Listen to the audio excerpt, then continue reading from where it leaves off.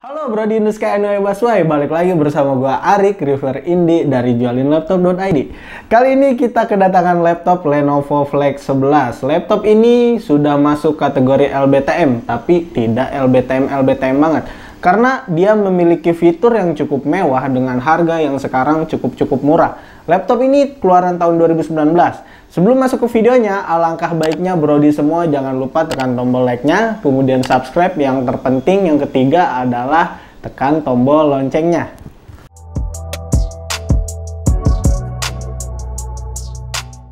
Nah, ini dia laptopnya. Langsung aja ke pembahasan yang menurut gue paling gue suka. Laptop ini yang paling gue suka di bagian desainnya. Dia memiliki desain yang cukup ramping dan simple. Udah gitu dia memiliki juga rasio layar yang bisa ditekuk ya, seperti ini. 360 derajat convertible. Selain itu, desainnya yang cukup slim dan elegan, dia memiliki rasio layar 11,6 inch yang berarti ini masuk dalam seri notebook. Udah gitu laptop ini juga masih enteng nih untuk dibawa kemana-mana buat teman-teman semua.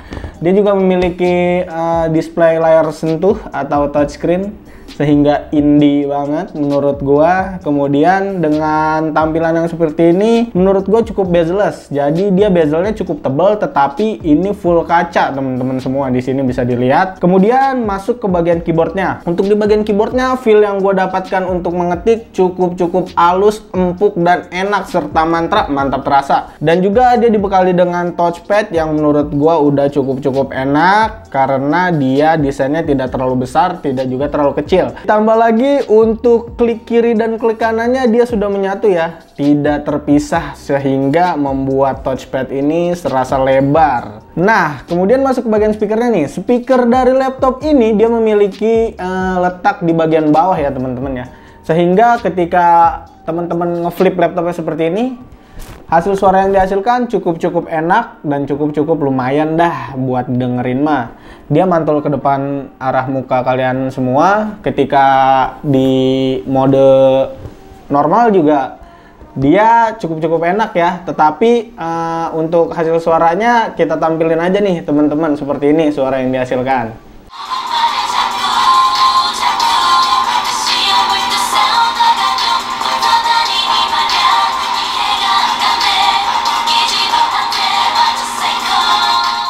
Nah, seperti itu suaranya. Menurut teman-teman gimana? Kalau menurut gua ini speakernya normal aja ya, biasa, standar. Udah cukup dengan laptop yang masuk seri LBTM ini, tapi tidak LBTM banget.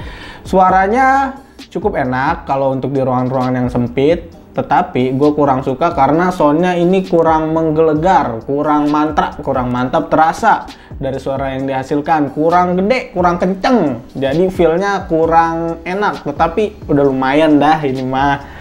Kemudian kita masuk ke bagian port dari laptop IdeaPad Flex 11 ini.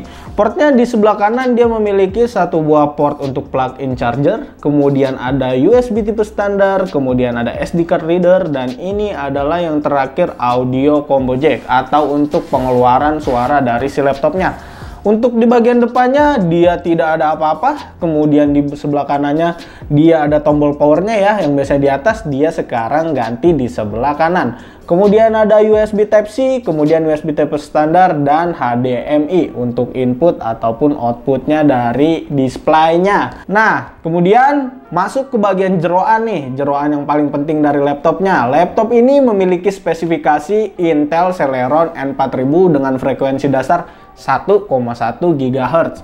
Lumayan buat ngetik-ngetik atau tugas-tugas ringan mah. Kemudian dia dibekali dengan memori RAM sebesar 4 GB, udah cukup menurut gua dengan range harga 2,5 jutaan untuk laptop ini. Dan dibekali dengan display Intel UHD Graphics 600, serta yang paling gua nggak suka itu di bagian penyimpanannya nih teman-teman. Dia hanya dibekali dengan MMS 64 GB. Menurut gua itu cukup kecil untuk penyimpanannya.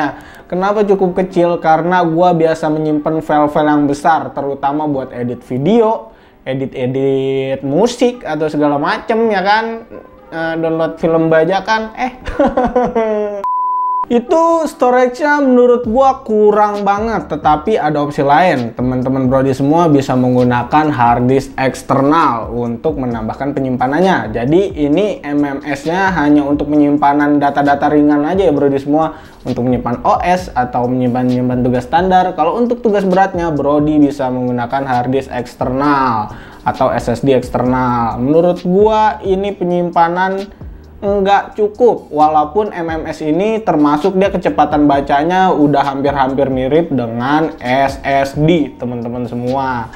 Nah, kemudian untuk range harganya yang tadi gua udah sebutkan kayaknya, atau gua lupa di tengah-tengah ya tadi ketika ngebahas apa tadi, pokoknya ada tuh. Dia memasuki harga yang cukup murah. Laptop ini keluaran 2019, tahun 2021 ini dia pasarannya hanya sekitar 2,5 juta sampai 3 jutaan aja.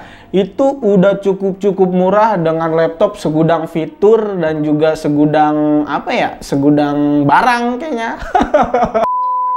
Menurut gua cukup oke dengan range harga tersebut. Gimana kalau menurut teman-teman? Apakah berminat untuk memiliki laptop ini? Bisa dicari di marketplace yang teman-teman suka kunjungi. Maka kesimpulannya dari laptop ini, menurut gua ini laptop seri LBTM yang menurut gua cukup oke. Selain ringan, desainnya yang slim, dan di bawahnya juga enteng, dia memiliki segudang fitur. Kayak yang pertama touchscreen yang tadi gua udah sebutin, dia bisa di flip jadi mode tablet seperti ini. Kemudian untuk lain-lainnya dia cukup oke, udah ada udah ada port Type-C-nya juga ya teman-teman yang udah menggunakan Type-C. Sekarang itu port Type-C cukup penting. Segitu aja pembahasan gua kali ini. Bagaimana menurut teman-teman? Komen aja di bawah. Dan jangan lupa yang penting adalah subscribe.